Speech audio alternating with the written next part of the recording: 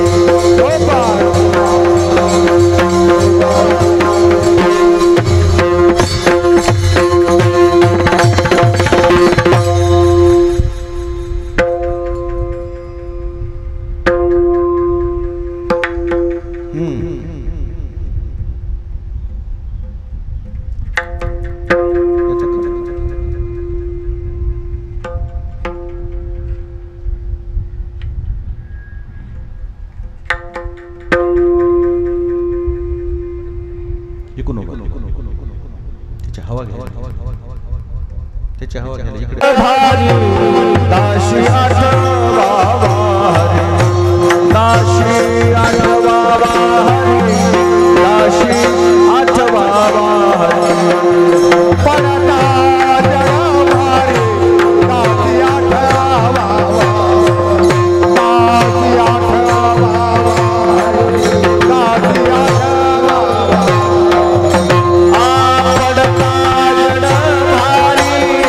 दाशी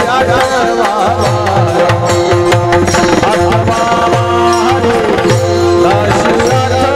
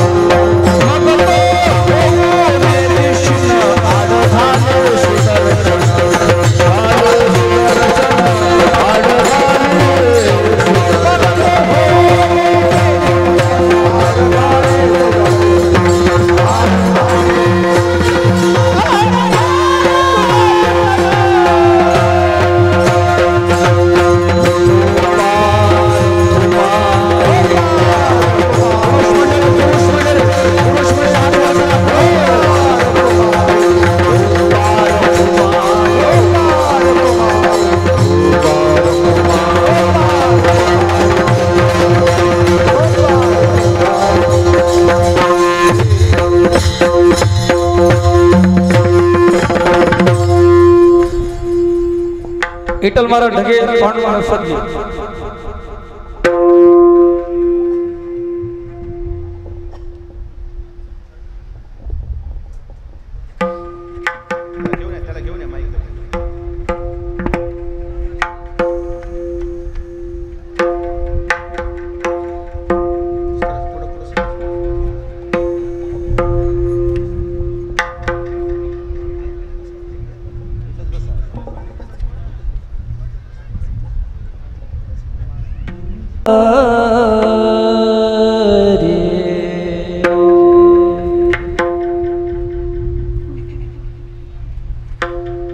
पड़ता जड़ भारी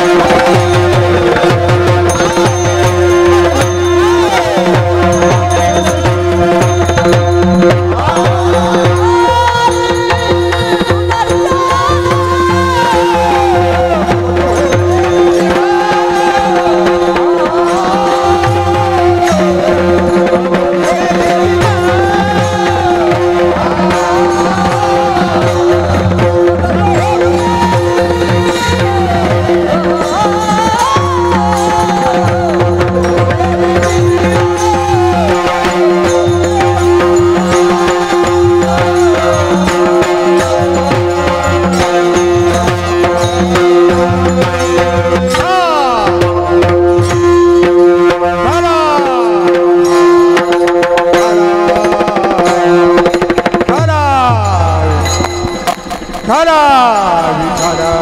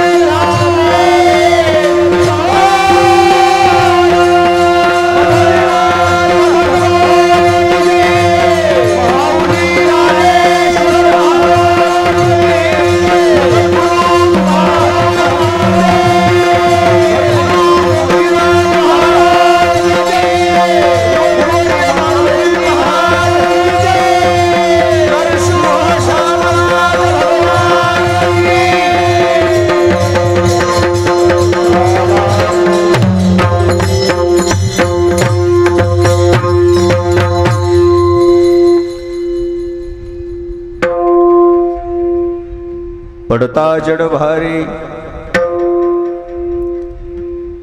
दाशी आठवावा हरी मग तो होने देशीन आड घाली सुदर्शन नामाच्या चिंतने बारा वाटा पळती विघ्ने मग तो होने दिशीन आड घाले सुदर्शन तुका म्हणे प्राण करा देवाशी अर्पण मग तो होने दिशीन आड घाले सुदर्शन विठाला विठाला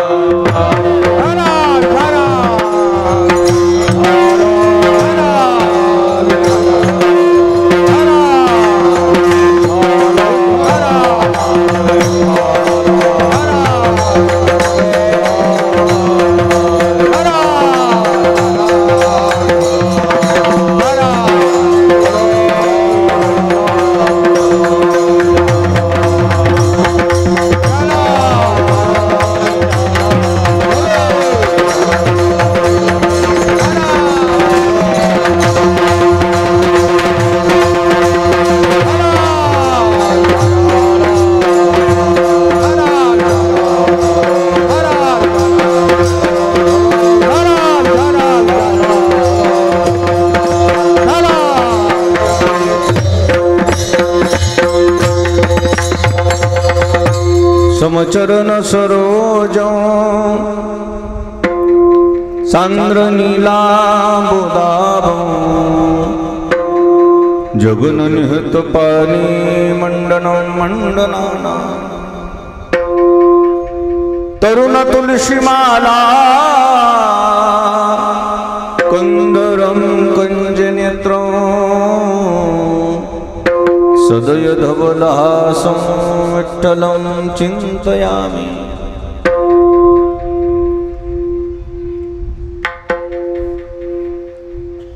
नरसिंह जयंतीच्या पर्व काळावर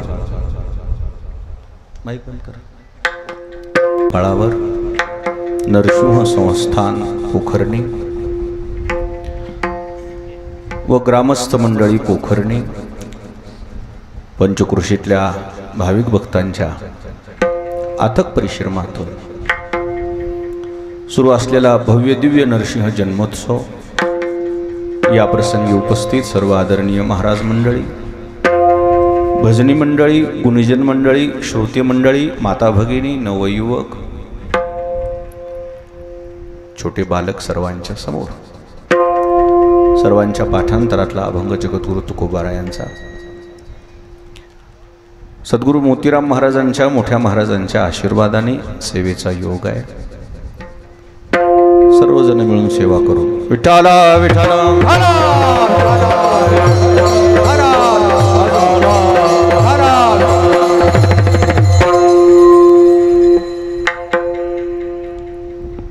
गेली अनेक वर्षापासूनची ही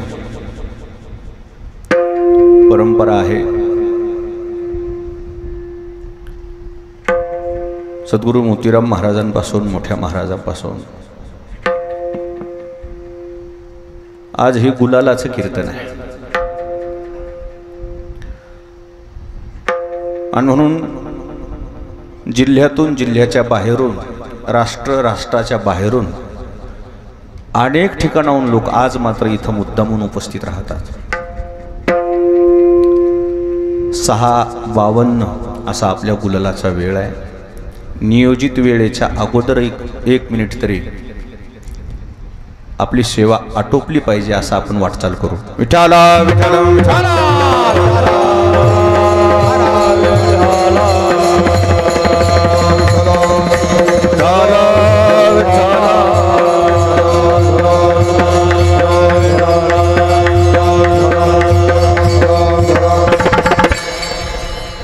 नरसिंह अवतार हा आवेश अवतार आहे.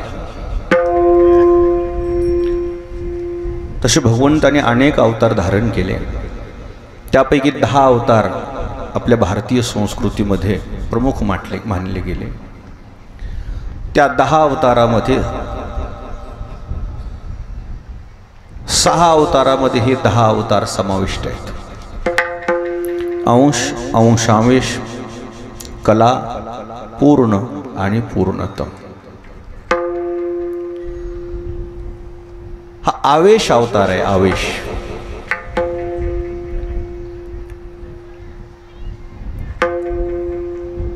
आवेश अवतार भगवान विष्णूने या ठिकाणी का धारण केला, त्याच्या पाठीमागची भूमिका आहे. ब्रह्मदेवाने हिरण्यकश्यपूला दिलेलं वरदान खोटं करण्याकरता जाणीवपूर्वक भगवान विष्णूला आवेश धारण करावा लागला. आवेश, शिर सिंहाचं आणि शरीर नर, आणि म्हणून काय नाव आहे, नरसिंह. तसं सृष्टीमध्ये 2 सख्खे भाऊ हिरण्याक्ष आणि हिरण्यकश्यपू, या दोघाकरता 2 स्वतंत्र अवतार धारण करावे लागले भगवंताला. हिरण्याक्षाकरता अवतार जो धारण करावा लागला तो वराह अवतार, आणि हिरण्यकश्यपू करता जो अवतार धारण करावा लागला तो नरसिंह अवतार. मी तर खरं असं म्हणेन भाग्यवान आहे दोघंही. कोण? हिरण्यक्ष आणि हिरण्यकश्यपू दोघंही भाग्यवान आहे. कसं अरे दोघाकरता स्वतंत्र जर देवाला अवतार करावा घ्यावा लागत असतील, मग ते काही सामान्य थोडीच आहेत. विठ्ठला विठ्ठला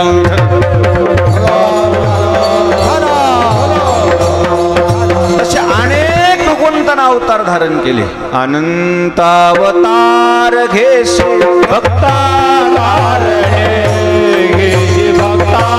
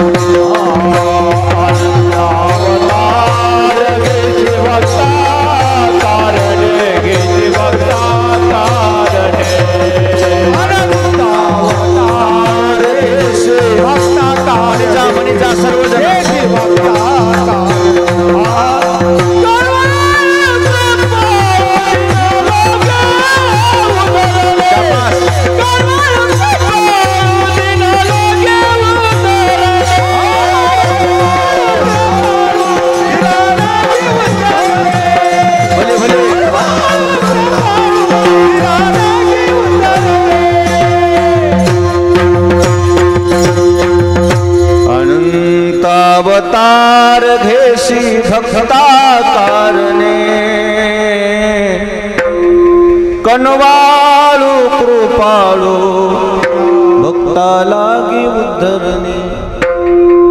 दोघही अत्याचारी होते. हिरण्यक्ष आणि हिरण्यकश्यपू दोघही अत्याचारी होते.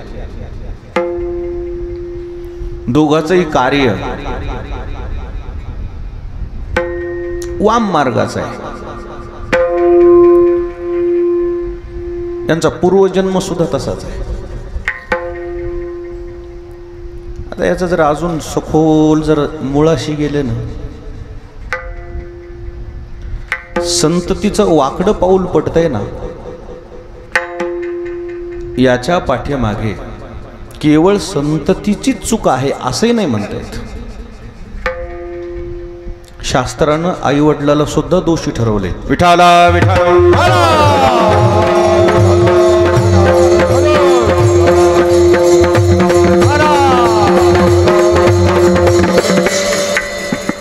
यांचा पूर्वजन्म सुद्धा चुकीच्याच वर्तनाचा होता. हे दोघंही भावंड, यांचा पूर्व इतिहास पाहिलं तर हे जय विजय आहेत. हे भगवंताच्या दारातले द्वारपाल आहेत. परंतु द्वारपाळाचं काय कर्तव्य असतंय? त्याला दारामध्ये उभं केलंय म्हणजे चुकीच्या व्यक्ती आत येऊ देऊ नको याकरता द्वारपाळ तिथं उभं केलेले असतात. लायकीच्याच लोकांना आत पाठव, नालायक लोक आत पाठवू नको. कोण पाठवू नको? नालायक. लायकीचे तेवढे लोक येऊ दे, अधिकारी येऊ दे, अनाधिकारी कशाला येऊ देतो. म्हणून द्वारपाळाला तिथं उभं केलेलं. जे द्वारपाळ असतात का, सिक्युरिटी गार्ड असतात का, त्यांना लक्षात आलं पाहिजे कोणाला आत सोडायचं आणि कोणाला आत सोडायचं नाही. जरी दारात पाटी असेल ना, परवानगीशिवाय आत येऊ नये. काही काही लोक बिना परवानगीचे असतात. तिथं काही त्याला वेळ कळली पाहिजे आणि म्हणून तर त्याला म्हणतात समय न कळेन येटगळ बुद्धी. कोणालाही रोखता येत नाही, कोणालाही रोखता येत नाही. द्वारपाळाच्या चुका मला सांगायला इथं वेळ नाही आहे, पण द्वारपाळ जे असतात जय विजय, त्यांच्याकडून ही घोड चूक झाली. सप्तऋषी अडवले त्यांनी भगवंताच्या दारात. आता सप्तऋषी म्हणजे हे सृष्टीचे निर्माते आहेत आणि त्यांनाच देवाच्या दारात जर तुम्ही अडवत असाल, तुम्ही अवमान केलाय साधूचा. आणि मी खरं सांगतो, ज्यांच्याकडून साधूचा अवमान घडलाय ना, त्या आयुष्यात वरीच नाही येऊ शकत. विठाला विठाला विठाला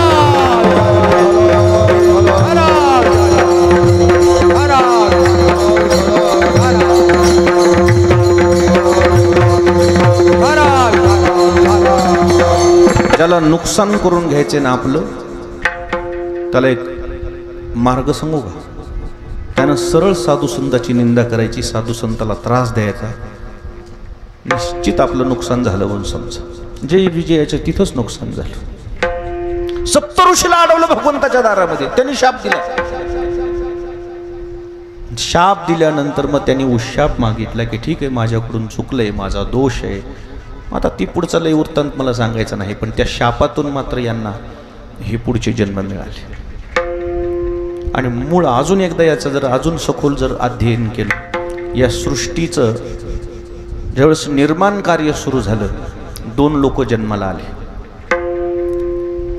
एक रक्ष आणि दुसरे यक्ष.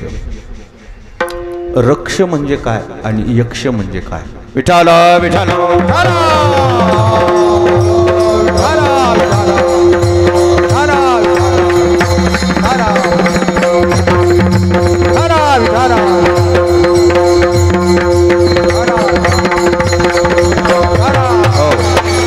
यक्ष म्हणजे भजन पूजन संगोपन, सृष्टीमध्ये चांगलं काम करणारे, त्यांचं नाव काय? यक्ष. बसा बाबा, बसा बाबा, बसा, बसू द्या, चालू द्या काम, हळूहळू चालू द्या. एकमेक असा हे करू, नाव घा धरू सुपंथ. इकडं माझ्याकडे बघा दादा, मी काय सांगू लागलो? जाऊ द्या ना, वाटू द्या ना, आता लागणारच आहे गुलाला आपल्याला. आताच वाटू नका म्हणाले तर वाटू द्या की, त्यांचं काम करू द्या, आपण आपलं काम. प्रसाद आहे, मग वाटू द्या की. तुम्ही फक्त माझ्याकडे बघा, बसलेले माझ्याकडे बघा, माझी भूमिका लक्षात घ्या. सृष्टी ज्यावेळी विधात्याने निर्माण केली त्यापैकी दोन लोक निर्माण झाले, एक यक्ष आणि दुसरे रक्ष. यक्ष जे आहेत हे सृष्टीचं चांगलं काम करणारे, जडणघडण करणारे लोक, भजन पूजन संगोपन संवर्धन, आणि ही जी चांगलं काम करणारी लोक आहेत त्यांचं संगोपन व्हावं म्हणून रक्ष जन्माला आले, त्यांचं संगोपन करणारे.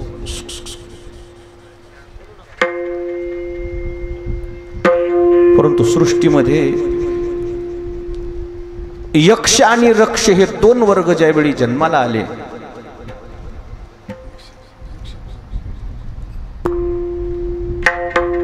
यक्ष लोक धनिक होते, श्रीमंत होते, सज्जन होते, आणि हे यक्ष जसे जसे वाढायला लागले यांचं रक्षण करण्याकरता रक्ष जन्माला घातले. पण हे रक्ष जे आहेत ना यांची नियत बिघडली.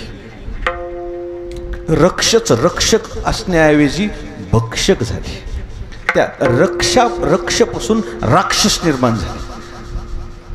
यक्ष हे सज्जन लोक आणि रक्ष म्हणजे राक्षस लोक निर्माण झाले. आणि या राक्षस लोकांना मोह झाला, लोभ निर्माण झाला, आणि त्यांनी शेवटी या यक्ष लोकांना म्हणा, सज्जन लोकांना म्हणा, त्रास द्यायला सुरुवात केली. त्या रक्ष म्हणजे राक्षसाच्या यादीतले हे दोघं भावंड, हिरण्याक्ष आणि हिरण्यकश्यपू. विठाला विठाल.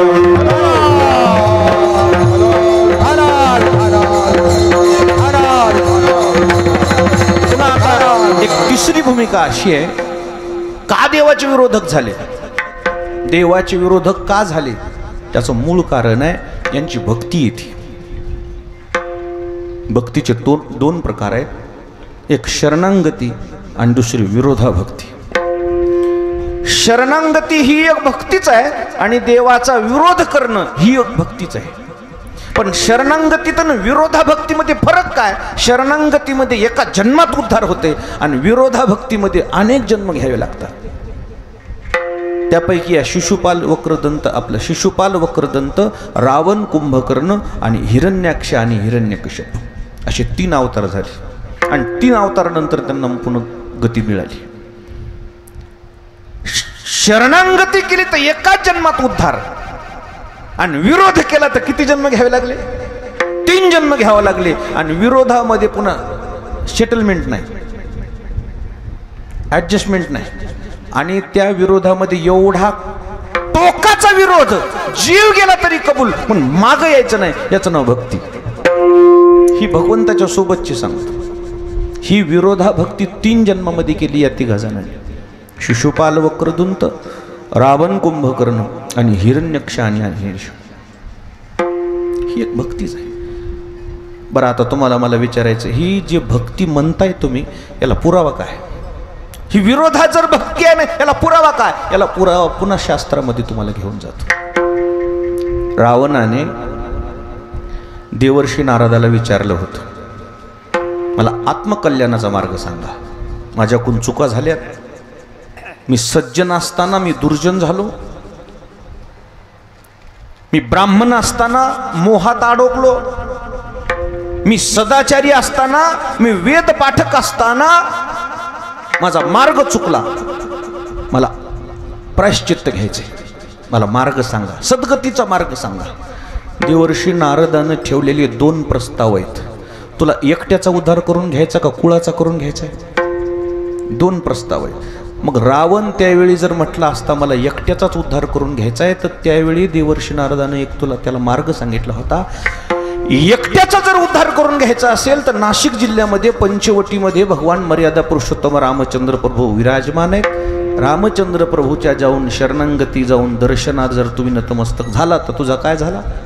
उद्धार झाला. नाही म्हणले मला उद्धार नाही, मग मला कुळाचा उद्धार करून घ्यायचा असेल तर काय करावं लागेल? म्हणले मग त्याच्यासोबत विरोध करावा लागेल. मग विरोध कसा करावा लागेल? विरोध म्हणले मग आता एखाद्या माणसासोबत टोकाचा विरोध करायचा असेल, आवरणं रे बेटा, तू आवर ना भैया, मला नको देऊ, आवर तू. तुला काय माहित आहे इथं किती व्यत्यय येते, तर तू चांगलं काम करतोस, तू राग आणू नको, पण मला डिस्टर्ब होते माय. पुन्हा ते शूटिंग व्हायली. भक्तीचे 2 प्रकार आहेत, एक शरणांगती ईश्वराची आणि दुसरी विरोधाभक्ती. देवर्षी नारदानं रावणाला सांगितलंय, तुला एकट्याचा उद्धार करून घ्यायचा की कुळाचा उद्धार करून घ्यायचा? काय रावण हुशार होता, त्यांनी सांगितलं मला कुळाचा उद्धार करून घ्यायचा. म्हटले मग देवाचा विरोध करावा लागेल. विरोध काय करू म्हणले? विरोध करू म्हणजे नेमकं काय करू? शिव्या देऊ का? एखादी चपाट आणू का? असल्या विरोधानं तो रागवत नाही म्हणजे. एक जण आणि त्या देवाला छातीत लाथ मारली होती तरी त्याला राग आला नव्हता. म्हणजे त्याला राग येण्यासारखं काहीतरी करावं लागते. म्हणजे मग काय करू? त्याची बायको चोरून नेन म्हणली. लंकेला रावण, मी तिथंच होतो. रावण म्हणला हे बरं नाही वाटायचं ना. म्हणले बरं नाही वाटायचं हे महत्वाचं आहे का कुळाचा उद्धार महत्वाचा आहे? हा म्हणले पण अगोदरच माझ्याबद्दल गैरसमज आहे, हे रावण बरोबर नाही. आणि पुन्हा देवाचीच बायको न्यायची म्हणली. अरे माईला खांद्यावर घेऊन जायला काय नसते रे. म्हणले काय नाही घेऊन जाय तू, तुझ्या मनात फक्त पाप येऊ देऊ नको. हे फक्त तुला आणि रामालाच माहीत आहे. मला फक्त तुझ्या आत्मकल्याणासाठी जर काही पाहिजे असेल तर बिनधास्त घेऊन जा म्हणजे. माझं मत, माझं पदरचं मत नाही आहे. पंचवटी सन्मुख जाता मीच पावतो सायुज्यता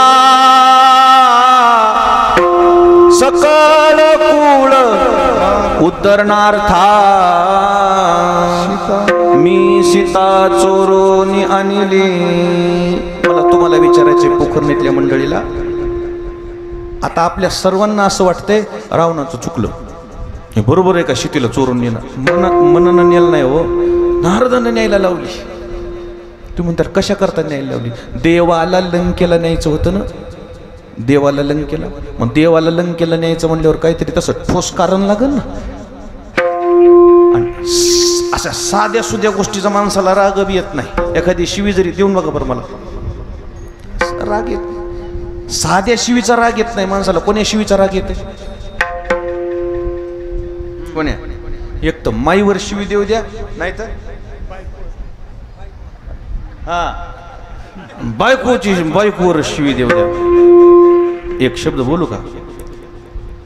ज्या पेपरला घटना येतात ना, निर्घुण खून, या खुनाच्या पाठीमागं दोनच कारण आहेत, कनकावर कामिनी. विठाला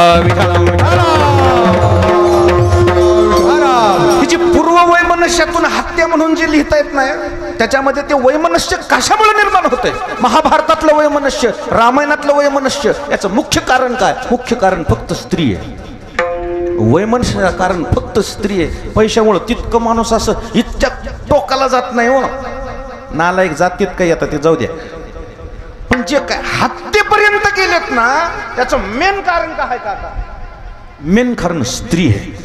आणि म्हणून देवाला तिथं नेण्याकरता देवर्षी नारदानं सांगितले रावणाला, तुला जर देवासोबत वैरच करायचा असेल, या चालर चिल्लर वैरला वैर म्हणता येणार नाही, तुला देवाचा विरोध करावा लागेल. मग कसा विरोध करू म्हणजे? काय म्हणले? मग देवाला एवढंच करावं लागेल, तिथं देवाला न्यायचं म्हणून तर देवाला त्या निमित्तानं सीता चोरून न्यावी लागेल. आणि म्हणून विरोधा भक्ती रावणानं केली. म्हणून हे 3 जन्म गेले. रावण, कुंभकर्ण, शिशुपाल, वक्रदंत आणि हिरण्यक्ष आणि हिरण्यकश्यपू हे राक्षस कुळामध्ये जन्माला आलेले नाही आहेत, हे ऋषीच्या कुळात जन्माला आलेले आहेत. फक्त वृत्तीनं राक्षस आहेत. विठाला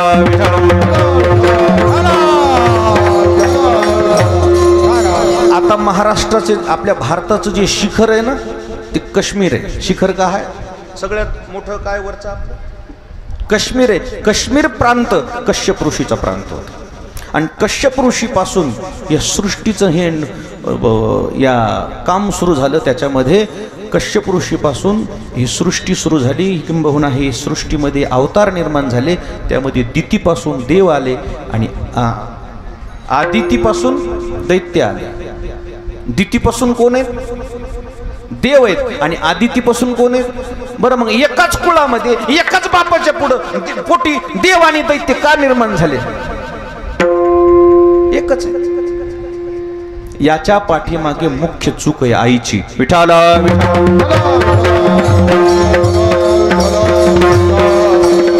शास्त्रानं काही मर्यादा घातल्यात. ग्रस्ताश्रम जरी असलं ना, पती पत्नीचं जरी नातं असेल ना, शास्त्रानं काही मर्यादा घातल्यात आणि ज्याला मर्यादा समजत नाहीत त्याची संतती चांगली निघत नाही. विठाला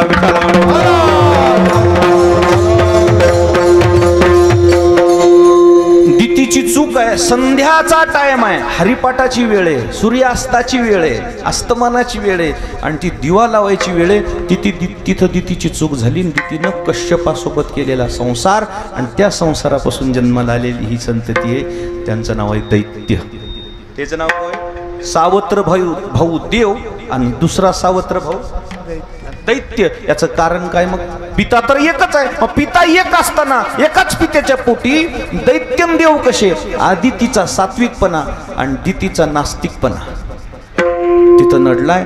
जिथं जिथं जिथं जिथं जिथं एक शब्द बोलू का स्त्रीत्व चुकलंय तिथं संततीचं नुकसान झालंय. विठाला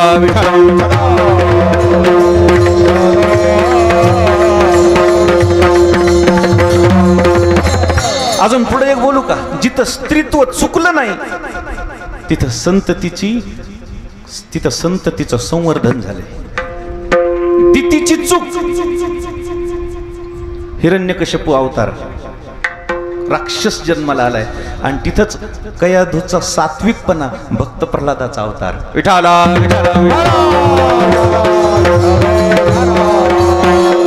म्हणजे स्त्रियांपासूनच सगळ्या गोष्टी आहेत. इथं जे राक्षस वृत्ती जन्माला आली ना स्त्रीची चूक सांगितली. जिथं स्त्रीत्व चुकले ना तिथं सजा होतीच. कशी ना हे एवढा आमचा टप्पा नंतर वाटू, तिकडे द्या नंतर वाटू. बरोबर 6:52 म्हणजे 6:52. विठाला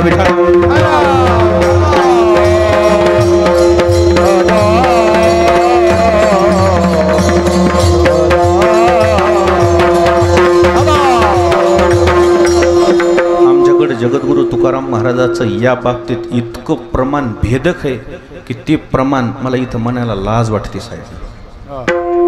काही प्रमाण म्हणायला वयस्कर मनुष्य पाहिजे. काही प्रमाण जरा तारुण्यामध्ये जरा बरे दिसत नाहीत. हे असे पिकलेले पानं पाहिजे. ताडकळसकर काका, गुट्टे गुरुजी. पण ते प्रमाण आम्ही म्हणणार सुद्धा नाहीत. बरोबर आहे शिवाजी महाराज. इतकं स्त्रीत्वाला झापले तुकाराम महाराजांना. इतकं झापलंय की ते रागाव नाही ना मला म्हणता सुद्धा येत नाही. इथं मला कमीपणा वाटतो. विठाला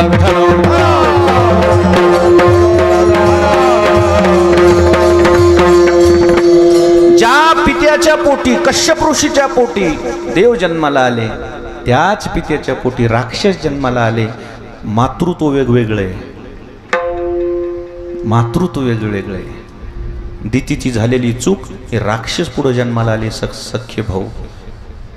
आणि या राक्षसाचा अत्याचार आणि समाजामध्ये जिथं जिथं अत्याचार झालाय तिथं तिथं कुठंतरी ईश्वराचा अवतार प्रगट झालेलाच आहे. क्रमाक्रमानं मी भक्त प्रल्हादाकडेच येणार आहे. पण अभंगाची भूमिका थोडी मांडण्याकरता मला थोडं बाजूला जावंच लागणार आहे. विठाला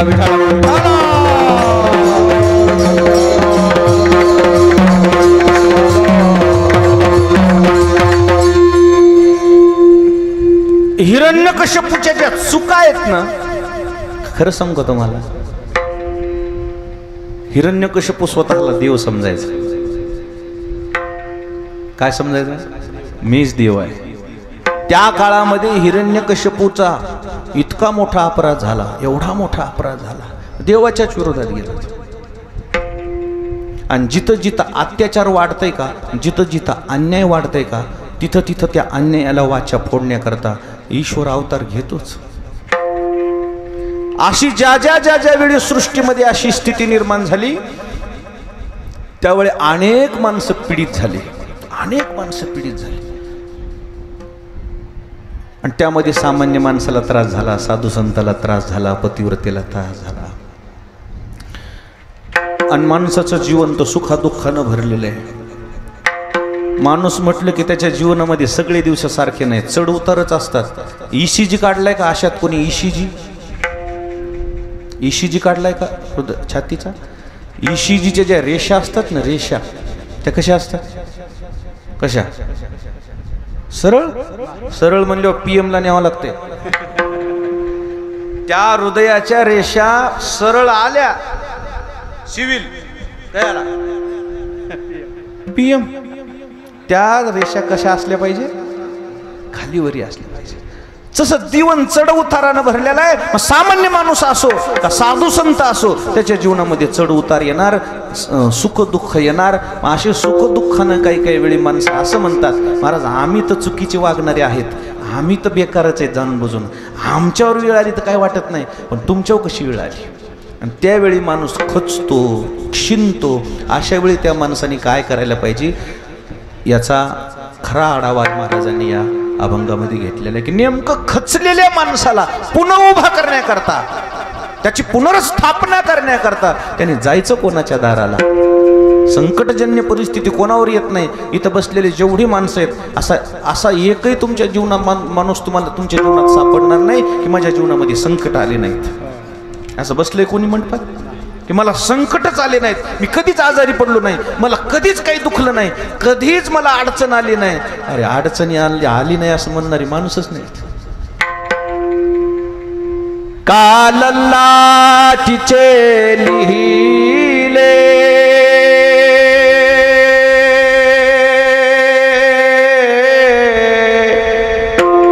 ते न मोडे गा काही केले,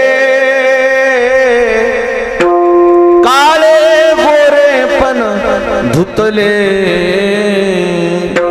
फिटोने. माणूस म्हटलं की त्याच्या जीवनामध्ये काही अशा विधिलिखित दुर्घटना असतात, त्याला त्याच्या गोष्टी सामोरं जावंच लागतात. विठाला विठाला.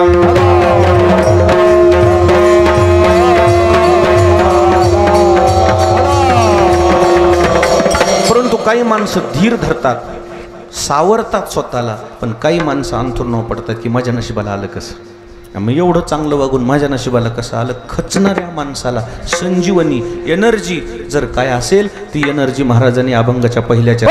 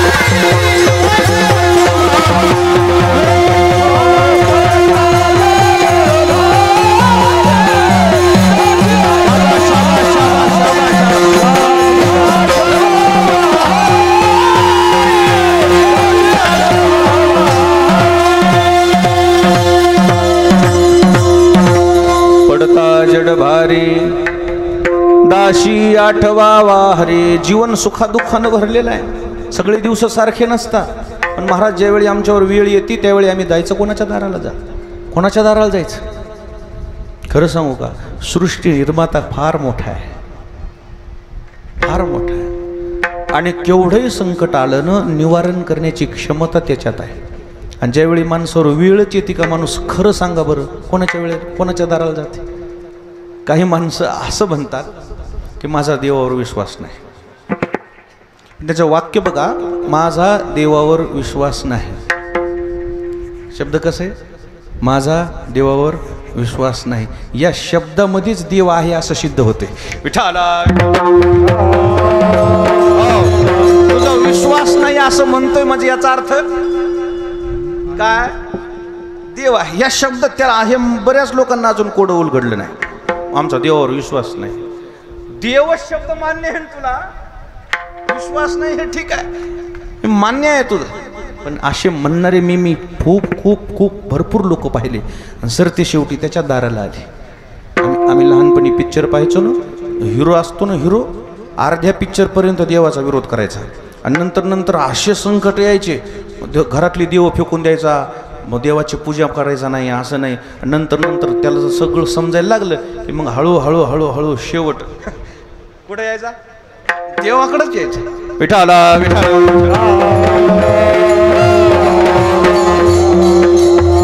नास्तिकता जरी दिसत असतील तर ते आता त्याच्या नास्तिकतेचा विषय वेगळा आहे. एक जणाची मुलाखत घेतली, त्याला विचारलं सूर्य आहे की नाही?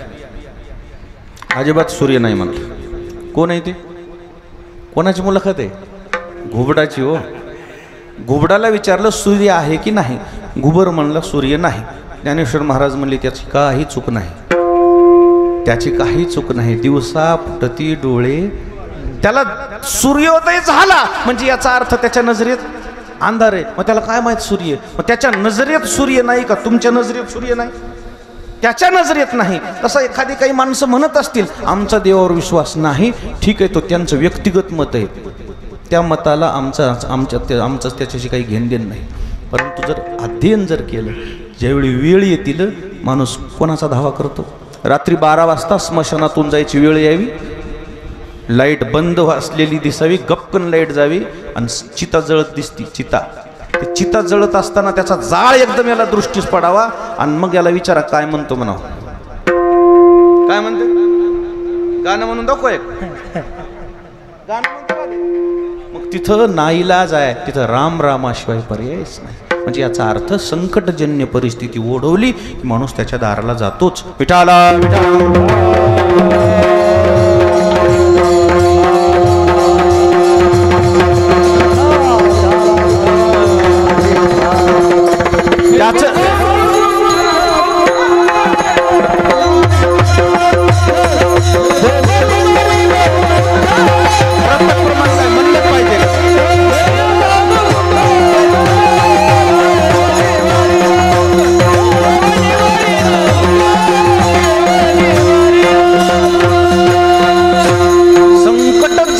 आपण नेमकं करायचं काय? आपल्याला फक्त एकच पर्याय येतो म्हणजे परमात्मा. संकट आल्यावर तो संकटामध्ये जो जर्जर झालेला माणूस आहे ना, बसलेली माणसं म्हणते महाराज तो देवापर्यंत जाऊ शकत नाही ना, ते खचून गेलेलं. त्यावेळेस तिला देवाच्या दाराला जाता येत नसेल, जिथं आहे तिथं त्यानं फक्त देवाचं नामस्मरण करायचं. दासी आठवावा हरी, फक्त भजन करायचं त्यानं. भजन जरी केलं तरी तो परमात्मा त्या संकटाचं निवारण करतो. असा परमात्मा आहे. विठाला विठाला.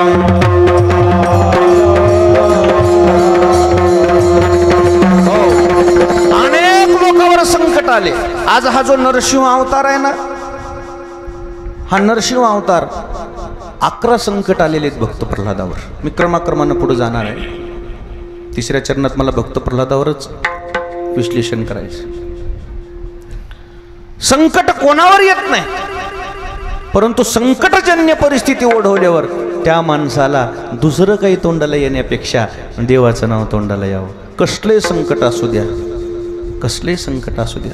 दाशी आठवावा हरी, फक्त त्यानं देवाचा आठव करावा, देवाचा धावा करावा. काय होईल मग? जर खरंच तुम्ही भगवंताचा मनातून धावा केला ना, तर तो परमात्मा आलेल्या संकटाबद्दल इतका असा आपल्या सोबत आहे की आपल्याला त्या संकटातून कधी बाहेर काढतो कळू सुद्धा देत नाही. विठाला विठाला.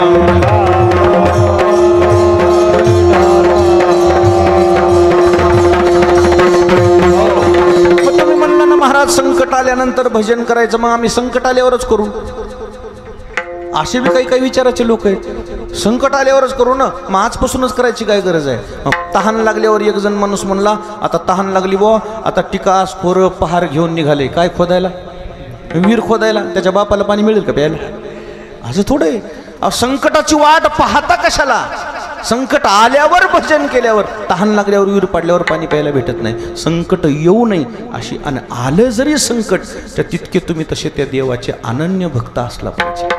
अनन्य पावला पावलाला आपल्याला त्या देवाची आठवण आली पाहिजे.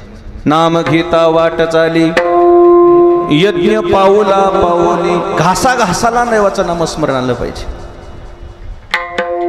आपल्याला तर पंक्तीत बसल्यावर राम राम म्हणा वाटत. आमच्या गुट्टे गुरुजीला छंद आहे जरा पंक्तीत हरे राम म्हणायचं. माणसं इतकी चॅप्टर. गुट्टे गुरुजी पंक्तीनं फिरू लागले की गुरुजी म्हणतात हरे राम राम राम हरे हरे, हरे कृष्णा कृष्णा कृष्णा हरे हरे. हे माणसं जे आहेत ना गुरुजीकडे असं बघतात आणि म्हणतात हा म्हणाले गुरुजी, फक्त म्हणायची काय करायचे, ऍक्टिंग ऍक्शन, पण आवाज काही निघाला का? त्याला वाटलं गुरुजीला फसविलं. मी म्हणलंच नाही, गुरुजी नाही फसले, तू फसला. नाम घेतो मी काढून दिलं तर प्रमाण, आणि त्या तुम्हाला नाराज होऊ नका. मी आज मला वेळ कमी हो, नाही तर भजनाशिवाय मलाच करमत नाही की तुम्हाला माहिती. आणि हे पोखरणीवालेचं म्हणणं बघा बरं, घड्याळकडे ध्यान ठेवा. मी आज याच्यापेक्षा 1 मिनिट कमी चालणार आहे मी. आता हे सगळेच माझेच आहेत हे सगळे.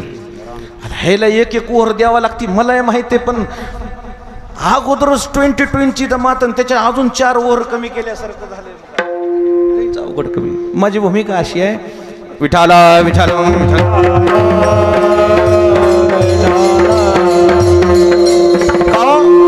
पंक्तीत बसल्यावर हरिराम का म्हणायचंय त्याचं खरं सांगू का? कारण पवित्र ते अन्न आणि हरिचिंतनी भोजन. पवित्र अन्न होते भजन केल्यानं, म्हणून भजन करायचंय. करणारा पवित्र आहे का हे माहित नाही, म्हणून आपण ते अन्न पवित्र करायचं असते. कदाचित तयार करणारा आशय पद्धतीचा असू शकतो. कसा असू शकतो? मग त्याचे संस्कार त्याच्यावर पडतात आणि ते अन्न पुन्हा आपल्याला खायचं असतं. एक गोष्ट बोलू का बोलू नाही, तयार करणाऱ्याच्या ज्या चुका आहेत त्या दुरुस्त करण्याकरता भजन करून खायचं असते. तयार करणाऱ्याच्या चुका जाणीवपूर्वक नसतात, पण आता सहजगत्या आता ते नैसर्गिक काही गोष्टी आहेत, मला लय फोडून सांगू नका, तुम्हाला लक्षात येत असेल. मग त्यांच्याकडून त्यावेळी स्वयंपाक करता करता जर त्यांच्याकडून काही अपराध झाला, नैसर्गिक काही गोष्टी आहेत, ईश्वर निर्मित काही गोष्टी आहेत, मला तुमच्या लक्षात आलंय मला काय म्हणायचे. नजर चुकीने एखादी गोष्ट जर शिवाशिवी झाली, काय झाल्या 12 भानगडी, तर त्यावेळेला ते अन्न पोट्यात गेल्यानंतर ते अन्न तुम्हाला बाधक होऊ नये म्हणून हरिराम म्हणून खायचंय. आणि आपल्या लोकांना वाटते आले गुट्टे गुरुजी मुळावरच, आणि गुरुजीचा हरिराम साधं नाही म्हणून दाखवतो जरा. हरे राम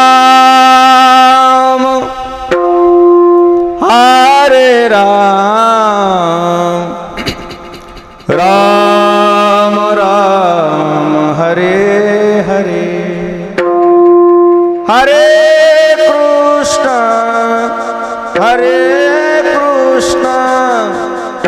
कृष्ण कृष्ण हरे हरे. बसलेले म्हणते आवरा रे, पण खरं सांगू त्यांचा त्याच्यात काही स्वार्थ नाही. अन्न जर तुम्हाला बाधक होऊ वाटत नसेल, तुम्हाला भजनाचंच ते अन्न पोटात उतरलं पाहिजे. भजन हे फक्त तुम्हाला तारणारा मंत्र आहे, तुम्हाला तारणार आहे. पण संकटजन्य परिस्थिती ओढवली त्यावेळी खरंच जर भजन केलं ना, खरंच जर अंतकरणातून भजन केलेलं असेल ना, केवढंही संकट येऊ द्या, केवढंही संकट, तो परमात्मा तुमचं संकट निवारण करतो. नेमकं करतो काय?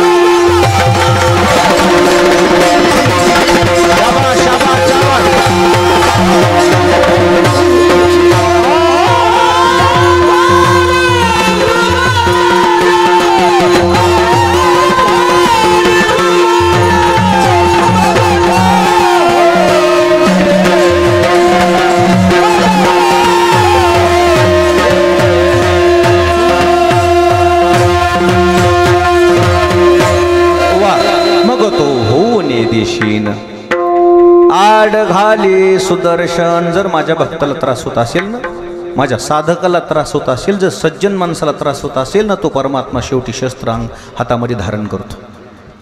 वेळोवेळी भगवान परमात्म्याने ज्या ज्या वेळी शस्त्र हातात धारण केलेत ना, त्याचं कारणच आहे फक्त साधू संताला त्रास झाला की परमात्मा शस्त्र हातात धारण करतो.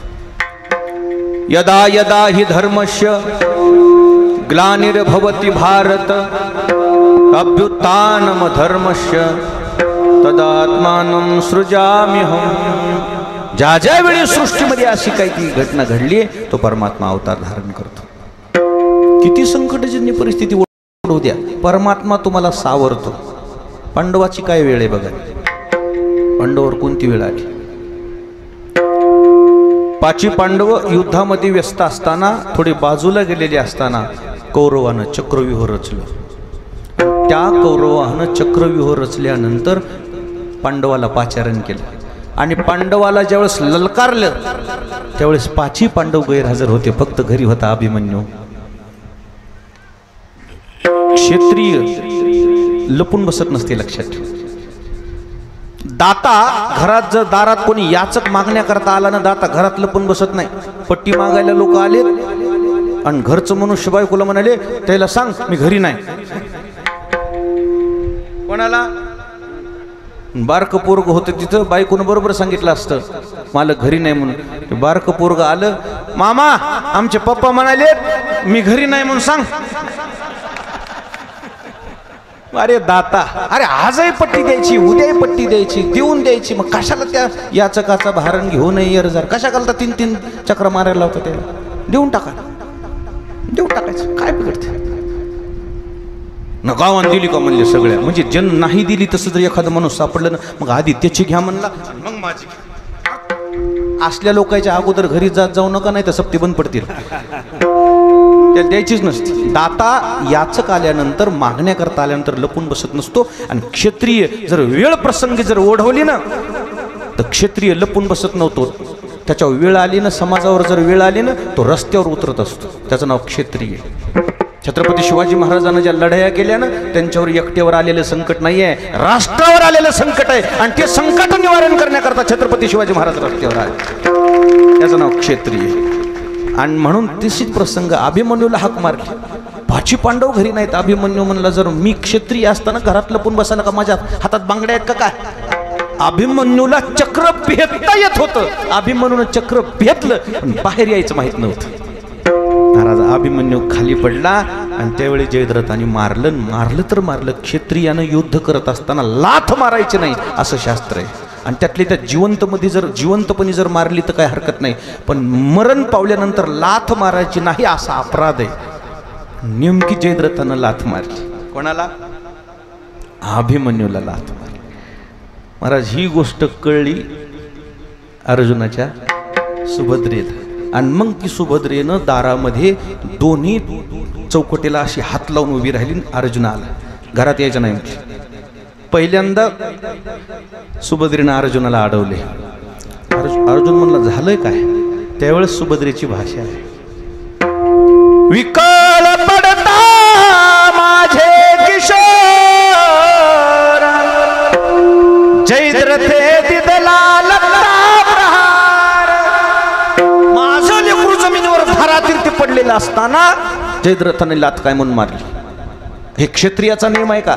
असा जयद्रथ अत्याचारी आहे, माझ्या बाळावर त्यांनी शस्त्र चालवलंय याचं मला दुःख नाही. तो क्षत्रिय आहे, वीरगतीला प्राप्त झालाय, पण क्षत्रियाचा धर्म विसरलाय जयद्रथ, त्याला शिक्षा झाली पाहिजे, तरच घरात यायचं नाही तर यायचं नाही. त्यावेळेस अर्जुनानं शपथ घेतली होती. आता बार काही नाही का. या पहा सुभद्रे, मी क्षत्रिय म्हणून तुझ्या समोर शपथ घेतो, सूर्यास्तमनाला जाईपर्यंत जयद्रथ तरी मारील, नाही तर स्वतः तरी अग्निकाष्ट घेईल, स्वतः आत्महत्या करील. जयद्रथाचा शोध घेता अर्जुन निघाला. जयद्रथ कौरवानं लपवून ठेवला. कुठे ठेवला मला माहित नाही. कुठे मी होतो का तेव्हा. जयद्रथ लपवून ठेवल्यावर सूर्य अस्तमानाला जाताना सुद्धा जयद्रथ सापडत नाही. हताश होऊन अर्जुन आला. अर्जुनानं स्वतःची चित्ता स्वतः रचली. आणि स्वतःची चिता स्वतः रचल्यावर अर्जुनानं प्रदक्षिणा चालू केल्या. कशाला? अग्नीला. भगवान श्रीकृष्ण आले. भगवान श्रीकृष्ण म्हणले, अर्जुन माझ्या या युद्धाचा मुख्य आहे, आणि अर्जुनच जर गेला तर मग युद्ध करू कोणाच्या जीवावर आणि कोणासाठी करायचं? भगवान श्रीकृष्ण तिथं आले ना अर्जुनानं म्हणले, का रे काय करायला? नाही म्हणले, असं असं झालं तर मी शब्दाचा पक्का आहे, मी आता आत्महत्या करतो. आत्महत्या कर म्हणले, पण क्षत्रियाचा धर्म काय? कोणतंही कार्य करत असताना, वीरगतीला प्राप्त होत असताना क्षत्रियाच्या हातात जर शस्त्र राहिलं तर तो क्षत्रिय महान योद्धा आहे असं सिद्ध होतंय. म्हणजे शस्त्र बाजूला ठेवलंच म्हणजे आणि चक्र प्रदक्षिणा करतो हे बरोबर नाही. धनुष्य हातात घे. आणि मग तेव्हा अर्जुनानं धनुष्य हातात घेतला, बाण हातात घेतला आणि बाण लावला, कानापर्यंत दोरी ओढली आणि 3 प्रदक्षिणा झाल्यावर नंतर 3ऱ्या प्रदक्षिणेला कौरव म्हणले, दिवस मावळला, आता आपल्याला अर्जुन मेलेला पाहायचा. 6:30चा दिवस मावळायचा. 4:30 वाजता सुदर्शन चक्र लावलं होतं देवानं दिवसाला. किती वाजता? 4:30 वाजता सुदर्शन चक्र लावलं. अंधकार झाला आणि अंधकार झाल्यावर भगवान श्रीकृष्ण त्या अर्जुनाच्या प्रदक्षिणा 3 पूर्ण झाल्यानंतर हे कौरव बघत आले. म्हणजे आता हे आपल्याला मारायला म्हणतं बसला होता, हेच मरते, पाहायला चला, लाईव्ह बघूत, लाईव्ह. आणि तो जयद्रथ आला आणि जयद्रथ म्हणला, मला मारतो म्हणला, मला माझ्या समोर राख होणार, आता मला पुढं होऊ द्या म्हणलं. जयद्रथ असा पुढं आला आणि पुढं आल्यावर भगवान श्रीकृष्णानं जे सूर्याला काय लावलं होतं? सुदर्शन चक्र लावलं होतं. त्या सुदर्शन चक्राला म्हणले, जरा परत या. ते चक्र परत आलं, पुन्हा उजेड झाला. सूर्य एकदम प्रकाश पडला बरोबर. हे कौरव गडबडले आणि मग भगवान श्रीकृष्ण म्हणले, अर्जुना तो जयद्रथ आणि तो सूर्य. आणि म्हणून अर्जुनानं ती दोरी ओढलेलीच होती, सोडली की जयद्रथाचं मुंडकं उडलं. अजून त्याच्यातलं एक शास्त्र सांगू का? जयद्रथाचं मुंडकं जर खाली पडलं तर ज्यानं मारलंय तो मरणार होता. आणि म्हणून अर्जुनानं सांगितलं, भगवान श्रीकृष्णानं सांगितलं, ते मुंडकं खाली पडू देऊ नको, फक्त खाली अशा जागेवर पडायचं आहे आपल्याला, एका बाणात 2 मेले पाहिजे. म्हणजे मग कुठं पडायचं? तू मारित नाही म्हटलं, मी सांगतो बरोबर नियोजन केलंय पुढचं. बाणामाग बाण, बाणामाग मान. समुद्राच्या किनाऱ्यावर, समुद्राच्या तीरावर जयद्रथाचे वडील तप करीत बसले होते. त्याच्या हातात जाऊन जयद्रथाचं मुंडकं पडलं. बाप आहे खलास. काय ओवी काय? अर्जुन प्रतिज्ञेचे प्रती म्या दिवसा लपविला गभस्ती. जयद्रथा लावोनी ख्याती सुभद्रापते वाचविला. मग तो होऊने दिशिना.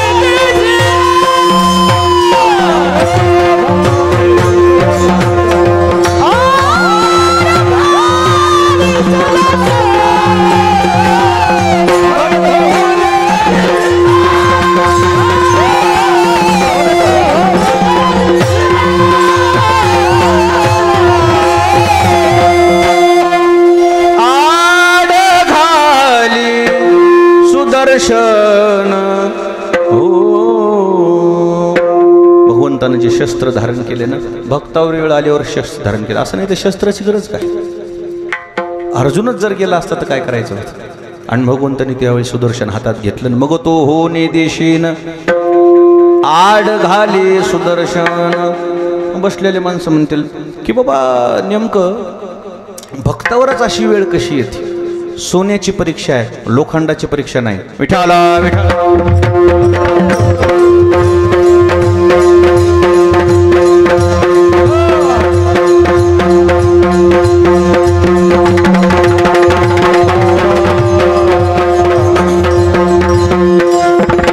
माझी भूमिका अशी चालू आहे.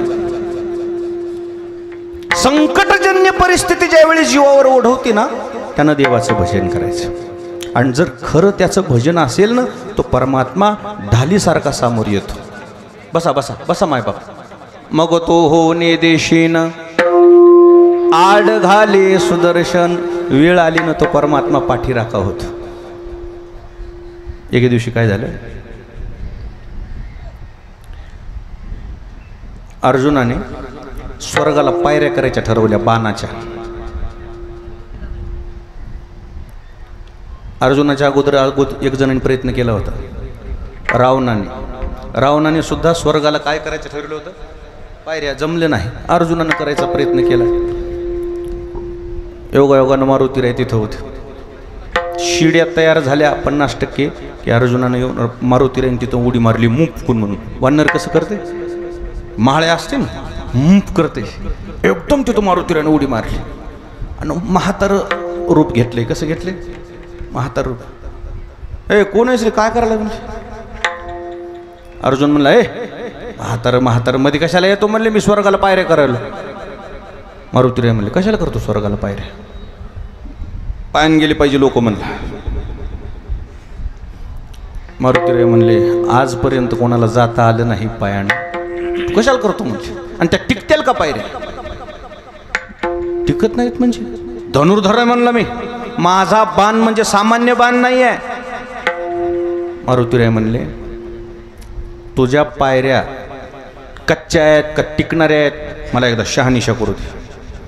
म्हणजे काय करतोस, उडी मारून बघतो म्हणजे एकदा. कशावर. अर्जुन म्हणला, माझ्या पायऱ्या म्हणजे काय, तो सिमेंट कमी वापरलेलं समजायला काय, काय माझ्या पायऱ्या म्हणजे काय, काय समजायला काय काय ते. दोघं भक्तच. लीला आहे ही देवाची. आता बरोबर आणतो मी तुम्हाला, ही लीला आहे. काय होणार आहे म्हणले, असं उडी मारल्यानं काय होत नाही म्हणजे, मला उडी मारू दे. अर्जुन म्हणला, एका शर्तावर उडी, एक शर्यत. काय, उडी मारल्यानंतर जर माझ्या पायऱ्या मोडल्या तुटल्या तर मी अग्निकष्ट घेणार, आत्महत्या करणार. मारुतीरायला विचारलं, नाही तुटल्या तर मी घेतो म्हणजे. दोघाचं ठरलं. योगायोगानं मारुतीरायने उडी मारली आणि पायऱ्या तुटले की, पायऱ्या तुटले की अर्जुन हरला. अर्जुन हरल्याबरोबर अर्जुनाला म्हणले, आता सरण रचलं, पेटवलं. प्रदक्षिणा सुरू झाल्या की भगवान श्रीकृष्ण आले. अरे काय करतो अर्जुना, काय नाही म्हणला, मी शब्द दिलता, माझा शब्द हे झाला आणि मी आता आत्महत्या करायला. म्हणले, कोण म्हणलं तू असं. मारुतीरायचं, आमच्या दोघात झाले म्हणले, दोघालाही मान्य आहे. भगवान श्रीकृष्ण आहे शेवटी, चतुर राहतो शिरोमणी. तुमच्या दोघात ठरलंय, पण तिसरं कोण होतं ह्याला साक्षीदार. सत्ययुग द्वापार युगाच्या अगोदर दोघात ठरलं ना ते सत्य समजायचे. द्वापार युगाच्या नंतर दोघात ठरल्यानंतर तिसरा असला तरच सत्य समजतात, नाही तर साक्षी पुरावे नसल्यावर त्याला काय अर्थ नाही म्हणून निर्दोष सुटायचे माणसं. त्याला कशाला महत्वाचं, त्याला काय महत्वाचं, साक्षी पुरावे. त्या दिवशीपासून सुरू झाले ती, त्याच्या आधी नव्हतेच. श्रीकृष्ण म्हणले, साक्षी पुरावे काय म्हणले, काय ठरले म्हणले, असं असं ठरलं होतं म्हणले, पुन्हा एकदा होऊ द्या. पुन्हा अर्जुनानं सेतू तयार केला. मारुतीराय म्हणले, अहो अगोदर मोडला एकदा मी, अजून एकदा मोडायला मला काय अवघड आहे म्हणले, नाही मोडा म्हणले. पुन्हा शिड्या तयार झाल्या आणि शिड्या तयार झाल्यावर मारुतीराय असे देव इतके लांब गेले, कारण मोडायचं म्हणल्यावर जरा उडी लांब पळून यावं. पळत पळत आल्यानंतर भगवंतानं हळून त्याच्या मागं सुदर्शन चक्र लावलं. कुठं, पायऱ्याच्या मागं सुदर्शन चक्र लावलं. मारुतीरायनं उडी मारली की मारुतीरायच फुटबॉल सारखे पलीकडे जाऊन पडली. म्हणले, याला काय भानगडी काय.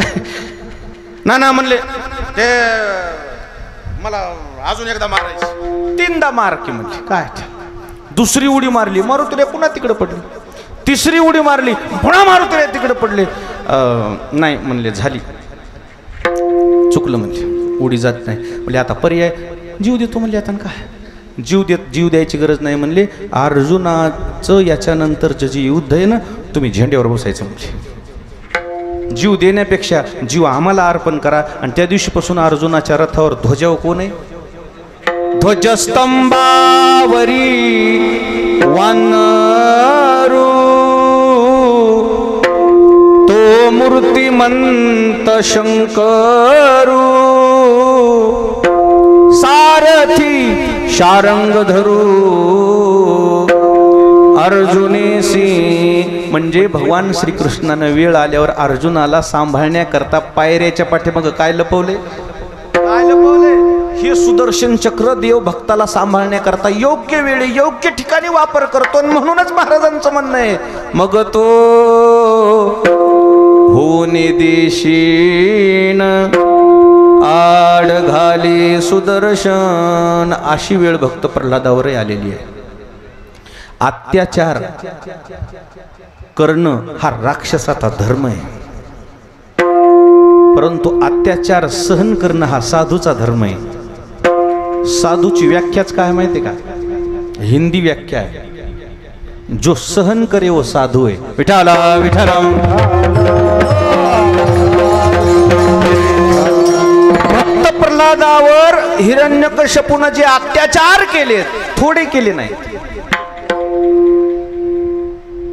मुळात हिरण्यकश्यपू अत्याचारी, भगवान विष्णूची पूजा करायची नाही असा त्यांनी कायदा काढला. नाव घेऊन दी देवाचे हे ब्रीद हिरण्यकश्यपूचे. त्याचं ब्रीद होतं, त्याचा ते कायदा होता, माझ्या राज्यात देवाचं नाव घ्यायचं. हिरण्यकश्यपूचा कायदा. नास्तिकता होती त्याची, नास्तिकता. आणि ती नास्तिकता त्याची इतकी पराकोटीची होती, त्यानं ऋषी मुनी संत साधू संत देव सगळे जेलमध्ये टाकले होते. ब्राह्मण सगळे जेलमध्ये. त्याच्यातले जर एखादा आमच्यासारखा महाराज असेल ना, मग त्यांनी म्हणायचं तुम्हाला कीर्तन करायचं का? हो. मग आजपासून विठ्ठल विठ्ठल म्हणायचं नाही. काय म्हणू? जय हिरण्यकश्यपू जय हिरण्यकश्यपू. आम्हाला वाटलं मार खाऊस तर हिरण्यकश्यप म्हणलं तर काय बिघडलं. असे काही महाराज त्याच्या पार्टीकडून गेली. मारले काय करावं. आणि महाराजच्या पुढी महाराज पळायला काय? महाराजच्या पुढे भूत पळतंय. सगळे जेवढे मग काही जे कोणी जे होते धर्म भजन करणारे पूजन करणारे, गदा दाखवायची. गदा नाही बाबा म्हणजे आम्ही भजन तरी माळ काढा म्हणलं. माळ काढले माळी काय करावं. महाराज एवढा हिरण्यकश्यपूचा अत्याचार होता. आणि शेवटी देवाचं कसं आहे बघा, त्याच्याच पोटी भक्त प्रल्हाद जन्माला आहे. हे देव असं नियोजन लावते, इतकं नियोजन देवाचं आहे. काय सांगा तुम्हाला. भक्त प्रल्हाद जन्माला आले आणि हे भक्त प्रल्हाद जन्माला येण्याच्या पाठीमागची आईचाच त्याग आहे, आईचीच भूमिका आहे. हिरण्यकश्यपू राक्षस होण्यापाठीमाग आईची चूक आहे. आणि भक्त प्रल्हाद भक्त होण्यापाठीमाग आईचंच योगदान आहे. विठाला विठाला.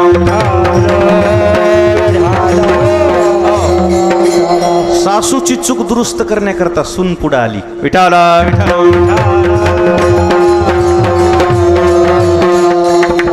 चुकला असेल, स्त्रीत्व चुकल्यावर नुकसान होतेच, पण चुकलेल्या स्त्रीत्वाला दुरुस्त करायचे सुद्धा नियोजन केलं पाहिजे. हिरण्यकश्यपूच्या आईची चूक झालेली आहे, पण कयाधून चूक होऊ दिली नाही. स्त्रीत्व चुकू नये. जेवढ्या महिला मंडळी कीर्तनाला आलेत ना, तुम्हाला जेवढं होईल तेवढं सावरायचं काम करा. माझा व्यक्तिगत एक सर्वे, नैराश्यातून आत्महत्या होती ही कारण प्रत्येकालाच पटतंय. कशातून आत्महत्या होती? नैराश्यातून, डिप्रेशन मधून आत्महत्या होती. त्या डिप्रेशन केवळ आत्महत्याला कारण नाही. आत्महत्या जर होतच असेल कुठंतरी 50% स्त्रीत्व सुद्धा चुकतंय. माझं व्यक्तिगत म्हणणं आहे, एखाद्या वेळेस हे आता पोरं सोर आहेत, एखाद्या वेळेस पार्टीमध्ये नजर चुकीनं पेली बी असतील, गावात बायकोनं गाजावाजा करायचा नाही.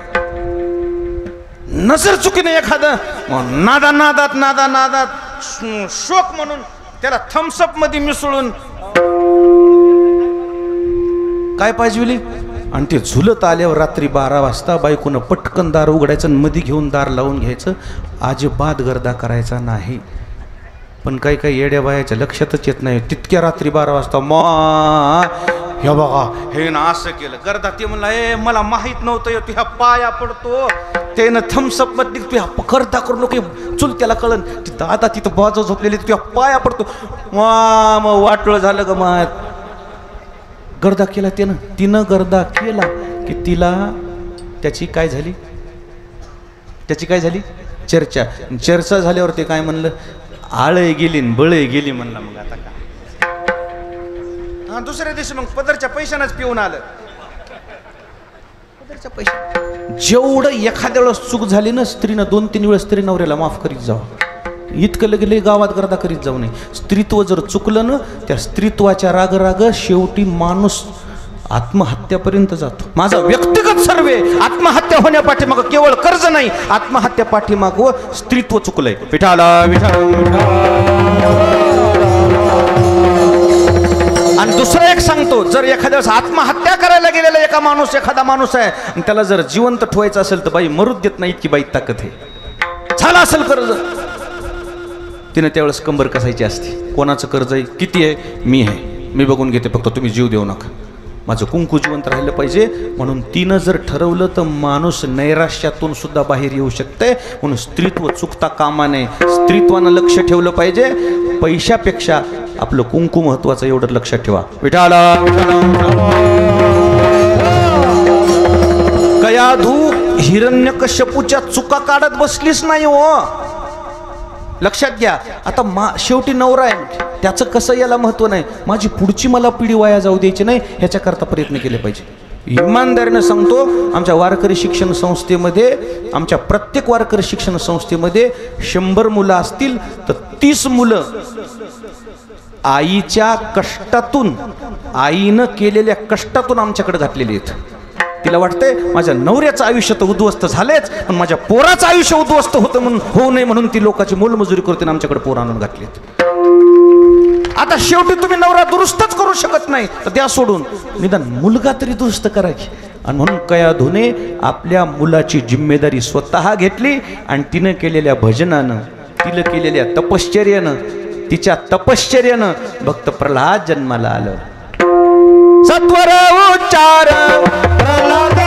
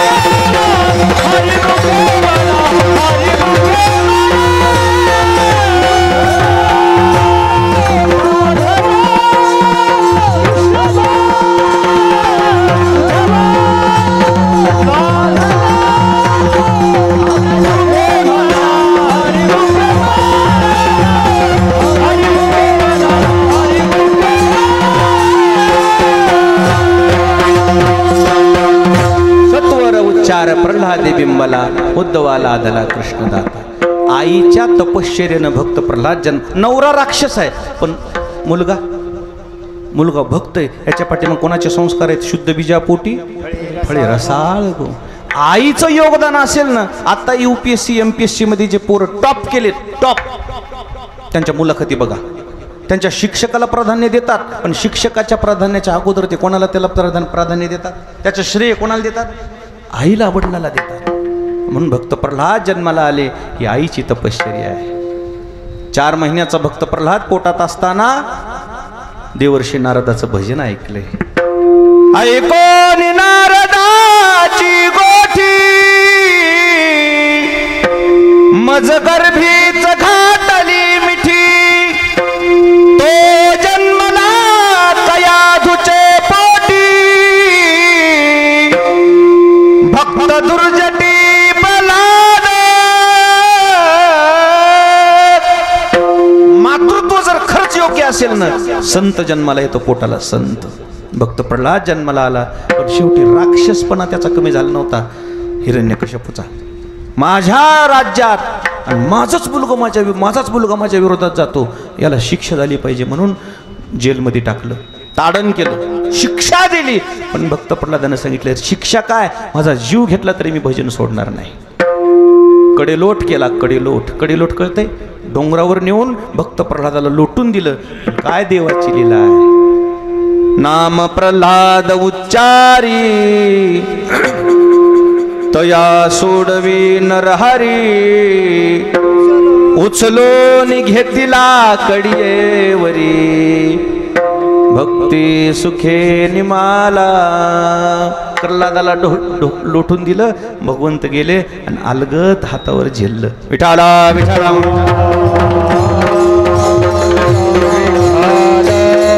पण एवढं भक्त प्रल्हादा करता परमात्मा पुढे येऊन झेलायचं याचं कारण काय कोण्या कारणा करता त्याचं एकच कारण आहे नामाच्या चिंतने 12 वाटा पळते विघ्ने नामाचं चिंतन असल्यामुळे अनेक संकट आले तिसरं संकट आलं सख्खी बहीण होती एक कोणाला हिरण्यकश्यपूला तिचं नाव होतं होलिका बहीण बी त्याच विचाराची तिला हाक मारली काय झालं दादा मुली नाराज बसलास ताई म्हणलं काळटलेच बेकार निघाली की काय झालं ते तसलं नाव घ्यायला म्हणला पण ही जात देवाचं सुद्धा म्हणीन काय घ्यायले जे मला आवडत नाही का ते तसलं नाव घ्यायले म्हणलं दादा म्हणले तुम्हाला माहिती आहे की म्हणजे मग काय हे असं ठेवायचं काबिल नाही म्हणले तुला दुसरे 3 राहतात 4 पोरं तर एक नाही म्हणून समजणं म्हणले मग काय करतीस तुला माहिती आहे ना माझ्याजवळ असं चादर आहे ती चादर पांघरून मी आगीत जरी गेले तर मी जळत नाही म्हणले मग कसं करतीस रच म्हणली सरण मी चादर पांघरून बसते आणि ह्याला बाहेर ठुते चादरच्या आणि मी पांघरून बसते मला तर काही होत नाही तुला माहिती आहे हे ढंढन राख होईल म्हणजे लेकरच खरंय की म्हणला तू रचलं सरण प्रल्हादाला मांडीवर घेऊन बसली कोण आत्या काय करता असती हिला इतका मान ओवाळायचं सोडून जाळायचं बघायची भगवान भक्त प्रल्हाद म्हणले तुला ओवाळायचा मान असून तू जर मला जाळायचा विचार करत असशील माझा मालक तुला सोडीन का महाराज अग्नी प्रज्वलित झाला पण अग्नी प्रज्वलित झाला तरीही भक्त प्रल्हादाच्या केसाला अग्नी जाळी तरी न जळे प्रल्हाद हृदयी गोविंद मनोनिया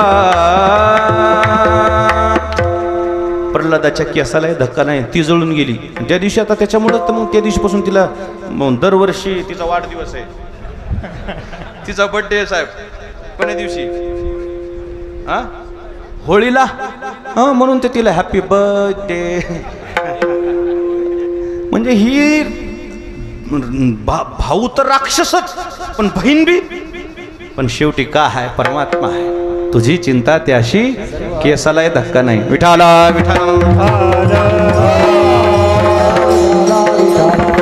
एक जण म्हणला सरकार काय एक माझ्याकडे पर्याय काय आपल्याकडे एक उन्मत्त हत्ती आहे म्हणजे कसा हत्ती आहे उन्मत्त समोर येईल त्याला चिरडते म्हणजे कसं करायचं त्याला ह्याच्यात बांधू म्हणले मैठ मध्यावधी ठिकाणी मेडीला बांधू स्टेडियममध्ये बांधू हत्ती सोडून देऊ याच्यावर हत्ती सोडला हत्ती गेला आणि हिरण्यकश्यपूला वाटलं हत्ती आता पायाखाली काय करणार तोडवणार हत्ती गेला आणि तिथं भक्त प्रल्हादाचे पाय चाटायला अरे जे लोक आजात शत्रू असतात ना त्याला जनावरही काही करीत नाही विठाला विठाला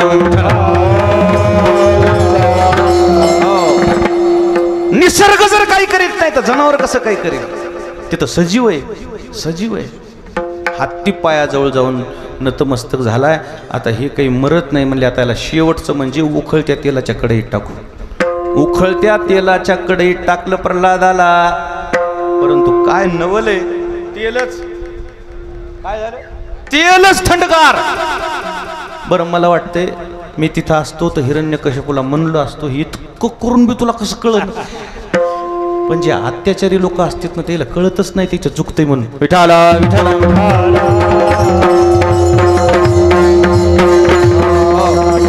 एक शब्द बोलू का शेवटचा झोपलेल्या माणसाला जाग करता येते झोपीचं सोंग घेतलेल्या माणसाला जाग करता येत हिरण्यकश्यपू जे आहे ना अत्याचारी तुम्हाला दिसत असेल पण त्याला उद्धार करून घ्यायचा पडले म्हणून त्यानं सोंग घेतलंय शेवटी अत्याचार एवढा वाढला रागाच्या भरामध्ये हिरण्यकश्यपू म्हणला तुला जीवाचं काय वाटत नाही भल्या माणसा तुला मृत्यूच भीव नाही त्यावेळेस भक्त प्रल्हादानं सांगितलं बाबा तळहातावर मरण घेऊनच निघालो आम्ही परमार्थाला मरण माझे मरून गेले मज केले अमर. मरणाची भीती कोणाला आहे म्हटली? मरणाची भीती नाही. शेवटी आईच्या हातानं विष पाजवलं. काय पाजवलं? विष का प्याला राजाजीने भेजा. विष दुसऱ्या कोणी हाताने पाजवलं असतं तर काही वाटलं नसतं, पण जन्मदात्या आईला सांगितलं तुझ्या लेकराला समजून सांग, नाही तर इंड्रेल पाजून मारून टाक. शेवटी विष दिलं. आईला सांगितलं आई तू काळजी करू नको, माझा मालक माझा परमात्मा एवढा सामर्थ्य संपन्न आहे, मला काहीच होत नाही, काही काळजी करू नको. विषाचं सुद्धा काही झालं नाही प्रल्हादाला. इतकं देवावर विश्वास पाहिजे माणसाला. अविश्वासी माणसं आहेत आपण. वार बदलला की परमार्थ बदलायला आपल्याला. जसं वार येईन तसं उजळायचे. गुरु बदलायची तयारी, देव बदलायची तयारी. आपलं काय विश्वास काय? परंतु शेवटी परमार्थामध्ये दृढ विश्वास होता भक्त प्रल्हादाचा. रागाच्या भरामध्ये हिरण्यकश्यपूनं सांगितलं तुला भीती वाटत नाही, एवढा देवाचंच भजन करतोस, देव आहे का जगात? आहे ना. म्हणलं बाबा कुठे कुठे? सगळीकडेच आहे. आणि मग रागाच्या भरामध्ये हिरण्यकश्यपू म्हणला होता या खांबात आहे का? बाबा म्हणली या खांबात सुद्धा आहे. ज्याला इतका परमार्थ जमते का तरच त्याचा परमार्थ साकार झाला, नाही तर काहीच उपयोग नाही. विठाला विठाला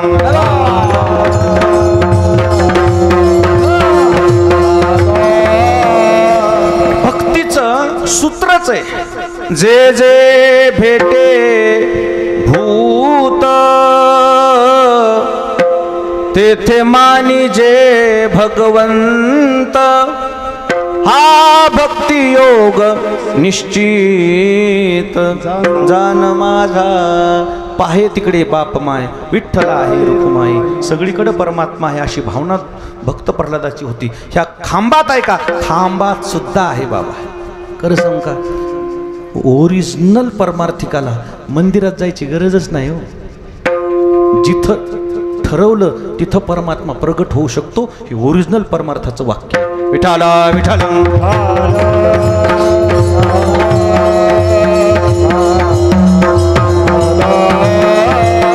आणि मग शेवटी रागाच्या भरामध्ये हिरण्यकश्यपूनं खांबावर लाथ मारली. लाथ मारल्याबरोबर स्तंभिदार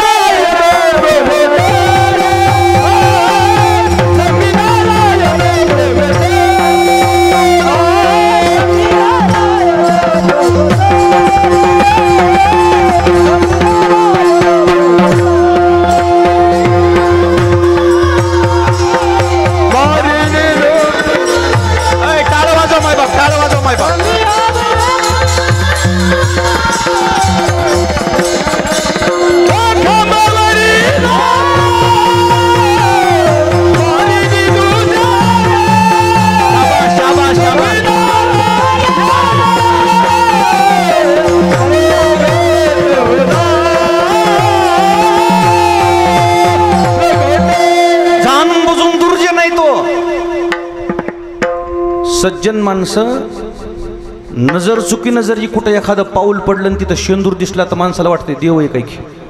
माणूस तिथं पुन्हा एकदा पाया पडतोय. अरे बापरे नजर चुकीनं माझा कुठं पाय पडला? कुठं पाय पडला? देवावर पडला. ह्यानं जाणीवपूर्वक लाथ मारली. खांबावर लाथ मारल्यावर भगवंताला लक्षात होतं की मला इथं यावं लागणार आहे. का? तिथं येणं म्हणजे त्याचं एक कारण आहे.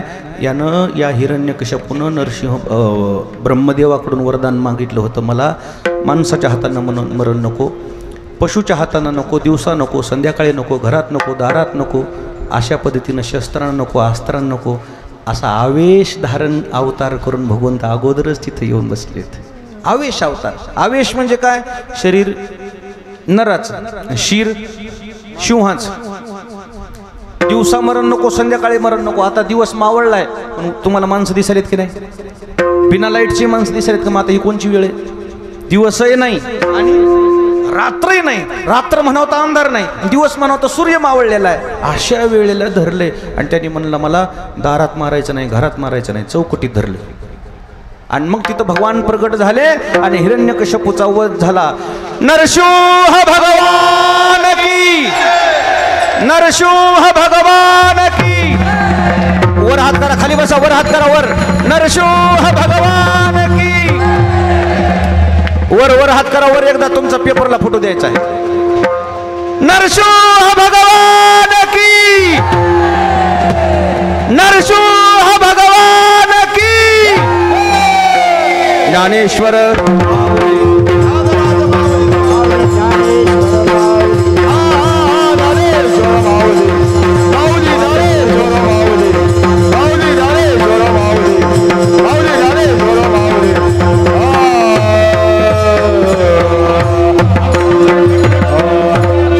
एक मिनिट मी सांगतो, एक मिनिट हे पा मी सांगतो. पुरुष मंडळीला विनंती आहे, खाली बसा. पुरुष मंडळी खाली बसा.